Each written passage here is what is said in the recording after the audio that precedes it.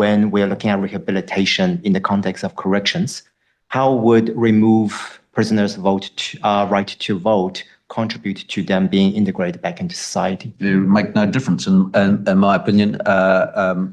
Of course, at the moment they leave prison, they're able to enrol and continue with their democratic participation. Currently, under the previous Labor Greens administration, people who were sentenced to more than 3 years were denied their vote. And so, yes, you can argue about what the appropriate threshold is. The previous government argued for 3 years. We've argued for anybody who's sentenced to prison, which is, requires quite some effort in this country. And so we think it sends a very clear message. But the moment they come out, they are restored with their ability to vote. And then in terms of one of the other things we heard is that data is complex. And any changes is complex in terms of reducing the number of victims. What evidence does the minister have that suggests longer sentencing time actually directly reduced the number of victims? Well, of course, if you want to reduce the number of victims of crime, obviously a very good place to start is with that very small group of New Zealanders who create the largest number of victims, i.e. Committing offences over and over again, each time creating new victims. So there's a certain logic to that. And so if you take out, the people who are the most prodigious creators of victims of crime out of circulation for longer, that reduces their ability to go on offending and causing mayhem in our community. So that is the logic of firmer sentencing.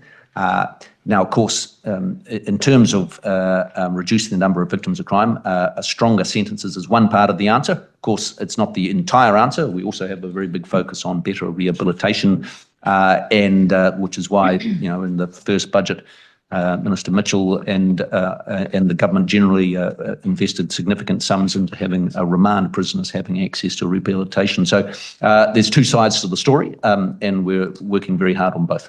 Okay, one last question. First of all, logic is different from evidence, and I think it's really clear to make those distinctions. My final question is, what is the minister planning on doing to rebuild trust in the justice system from Māori communities, because it's currently at an all-time low, according to the data that's been collected? But also, how is the minister planning on reducing the number of victims in rainbow communities and disabled communities? Well, on my count, that's two. But okay, let's talk about how you plan on reducing. I'll focus on the first one, which is trust in the system. And of course, I think the most